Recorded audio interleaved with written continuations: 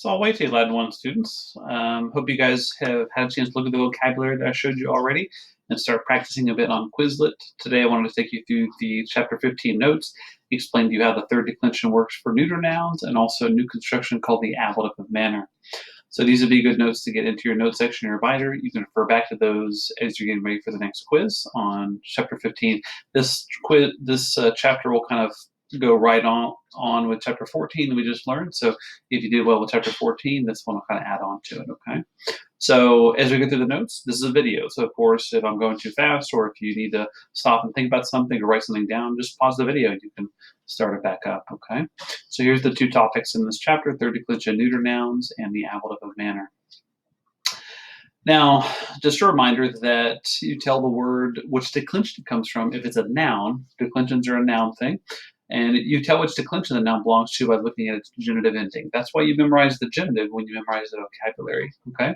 So just a reminder, the first declension, the genitive is ae, so puellai. Any word that has that as its genitive would be first declension. The second declension is a long I, pronounced e. So pueri and belli, these are what tells you that this is second declension. And then the third declension would be like is, frater, fratris. We learned this word last chapter. This word's a new word that we just did yesterday on our vocab. Corpus corporis is also third declension. Now it's up to you as far as the vocab to remember which words are masculine, which words are feminine, and which words are neuter. If you don't know that, you might use the wrong endings because the neuter words decline a little bit differently, which we're about to see today. Okay. Now, a little bit of review. Let me bring all this up. Here we go, sorry. Okay, just a little bit of review here. You see, when we first learned neuter words, the only declension so far that's had neuter has been second declension. And I'm going to get myself out of here because it's hard to see. Let's see. Sorry, this is being odd. Okay, so the only word so far that had neuter is second declension. There was no first declension neuter word, so here you can see how second declension neuter words look. These are not the same endings as today, but it's good to go back and review. I, o, a, orm, is, a, is are the second declension neuter endings. Now, one thing you should remember, the reason I put this up here is just remember that we have something called the neuter rule, which means nominative and accusative endings for neuter words are always the same in the singular and in the plural, and that will be true in the third declension neuter words, okay? Now also to review what we learned last chapter, we learned how to do masculine and feminine third declension words, and you want to make sure you know these endings very well in your head before you go ahead. So blank, is, ace, ibis, ace, ibis. Those are for masculine and feminine third declension words, and the ones this chapter will resemble those because they are third declensions, but the neuter ones will be slightly different, okay? So those are some things to be reviewing. Now, here is some new stuff. Here's some new material. These are the third declension neuter endings. Let me show you. These are the singular, and in just a minute, I'll show you the plural. But here they are. Blank, is, blank, are the third declension neuter endings. Let me say that again.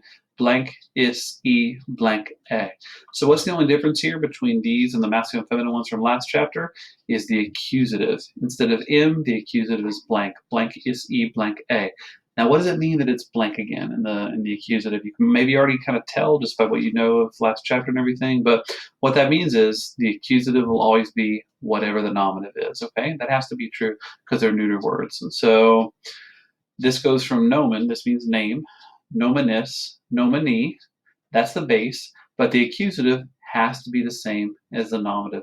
So from last chapter, you might be tempted to conjugate this like nomenem or something, but this is not a masculine word. It's not a feminine word. It's a neuter word. So this and this have to be identical, okay? For the ablative, we go back to the base. Same thing here for the word iter, meaning journey, blank, is, blank. Notice how these two are the same, nominative and accusative, and then itinerary is ablative. So blank, is, blank, are the singular endings for the third declension neuter. And here's three different words. These are all third declension neuter words, but they each look a little differently. You got to know the genitive, though, right? You cannot put the ending right here. This is not the base. The base comes from the genitive, okay? So there's our singular endings, and this arrow is just reminding you that nominative accusative forms must be the same. Okay, here's the plural endings for the third declension neuter words. A, ibis, a, ibis. The endings are in red there. Again, they resemble the third declension masculine and feminine endings, but the big difference is the a, ibis, a ibis. Instead of ace, these words end in a in the nominative accusative plural. Okay. So to recap, we have blank is e blank a ibis, a ibis. And what you want to be doing at this time, you know a lot of endings now. You know first declension, you know second declension masculine, you know second declension neuter, you know third declension masculine feminine, you know third declension neuter. You want to practice all of those sometimes to make sure you have them all down because you know we're going to be using all these as we go ahead. I told you that third declension was the biggest declension and there's the most to it. That's what we're learning here. Okay, so as we go forward with this chapter, we will kind of practice declining these and also practice translating these in sentences. Now, the new construction in this chapter is called the ablative of manner. And of course, a construction, just to recap what that is, we've already learned a number of constructions, ablative of means, ablative of place where, but a construction tells you a specific use of a case. Most of the constructions we've learned so far have been ablative constructions. We have learned the accusative of place to which, so we've seen a little bit of that, but mostly ablative. So this is ablative of manner, which describes how something is done. That's what manner means. So ablative of manner, the preposition being used here is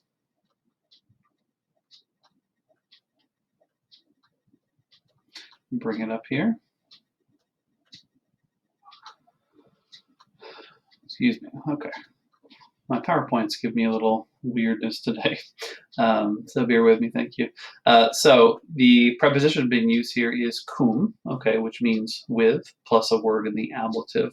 So here's an example, cum audacia pugnavisti of the ablative of manner. This is you fought, this is the perfect tense, with boldness, okay? This describes how you fought. You fought with boldness. So that's what ablative of manner is. It's always with some sort of quality or ability, with boldness, with strength, with speed. These would be things about ablative of manner. Okay. Now, how else is cum used? Of course, we've used cum before, like I did this with my mother or something. Now that is using the word cum, but that would not be an ablative manner. That is not how. You know, I went to the mall with my mother is not how, but that's called an ablative accompaniment. I think that construction comes a bit later, but if it's cum with a person, that is not ablative manner.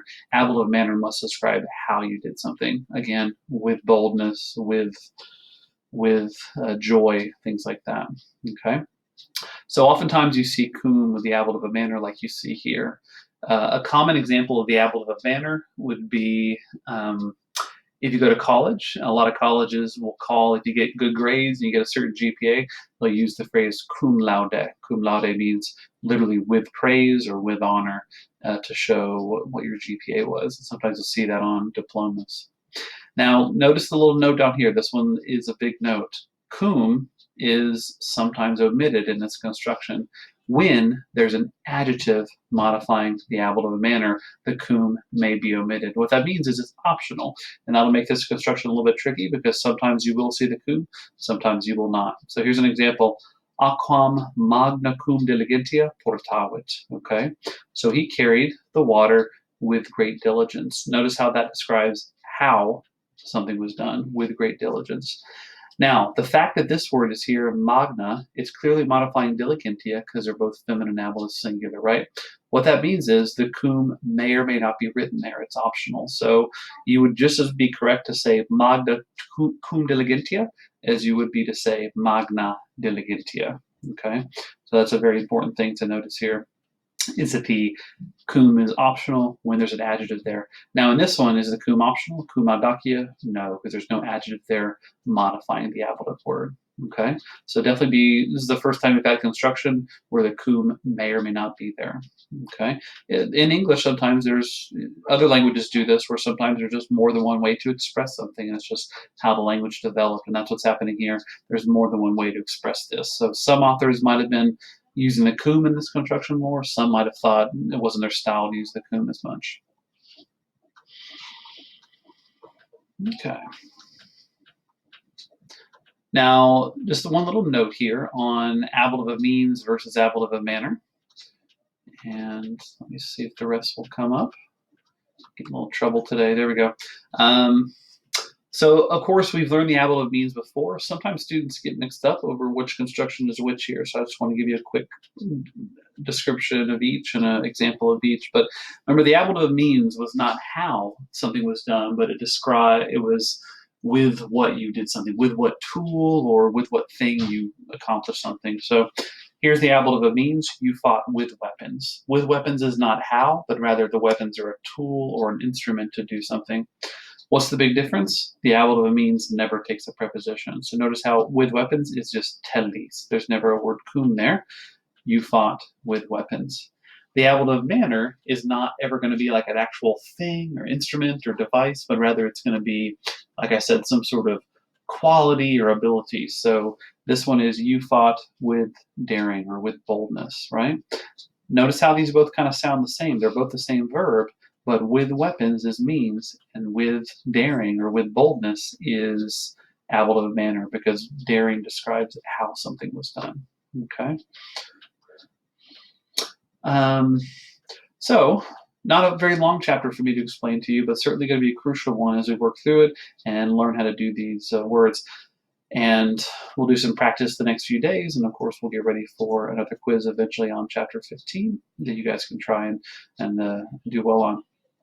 Now, a couple derivatives here. We went over derivatives yesterday, but just in case there was one or two that I didn't tell you from yesterday, the word diligentia is a vocab word for this chapter, which means careful or diligent, and diligent is an English derivative from that also, which means characterized by steady, earnest, and energetic effort, or painstaking. So if you do something in a very diligent way, that would be saying you're doing it very, very carefully and very earnestly, very energetically. Another one that I don't think we had yesterday was misnomer. Misnomer. A misnomer is when something is kind of named incorrectly, right? So something that just, sometimes things get a name and they just kind of sticks even though the name isn't that accurate. That's called a misnomer, right? So one of the examples they give here is Native Americans. When people first got to America, they expected to be India, and they called them Indians. That's kind of a misnomer. It kind of stuck, and they were called Indians for a long time, even though this place is not India, of course, and that name doesn't make sense if you think about it. That's a misnomer because it kind of stuck, but it was not correct. It was not accurate or appropriate. So that's a good word to know, misnomer. By the way, that comes from the noun we learned yesterday, which is nomen nominus, meaning name. Okay, and you want to work on your vocab as well. And just lastly, I said these yesterday, but it occurred to me I might want to write these down just to make sure you guys have a good opportunity to know the 3 Roman names. So here they are written down. Your first name, your family name, the one that, not your family name, but the one your family would call you, your friendly name would be your praenomen. Okay, so this would be, examples of this would be Lucius or Marcus. There was about 18 praenomen that were common for a Roman male child to be named. So there's not a ton of these praenomens out there. Lucius and Marcus were some others. Your family name would be actually your middle name. For us, it's your last name, but for the Romans, it was your middle name. And for them, this was called the nomen. And nomen would be the one that your large family has and people related to you. So, for example, Julius is the nomen of Julius Caesar. That was his family name. There was a bunch of other people in the Julian family, which was one of the more kind of storied noble families in ancient Rome. And your third name was the cognomen. That would be a name maybe descriptive of your branch or your specific part of the family. So, for example, Gaius Julius Caesar, that is his cognomen. There's also, we learned about a Roman in one of our facts of the day called Lucius Junius Brutus. You might remember him. So Brutus would be his cognomen, his third of 3 names. Right? So that is chapter 15 in a nutshell. Of course, we want to practice it a lot before we take the next quiz on it. And if there's anything today that didn't perfectly make sense for you guys in the notes, I do want you to master and understand this chapter. Please pop by my office hours and ask me about it. You can also send me a message, but I want to make sure you have every opportunity to understand chapter 15 and do well on the next quiz, okay? Thank you guys for checking your assignments every day and checking out my posts where I tell you what to do that day. You guys have been doing a great job of getting things into me and handing in assignments and keeping on top of things, okay? So I will be back with you guys soon, and we'll start practicing this chapter, chapter 15, all right? Have a great day.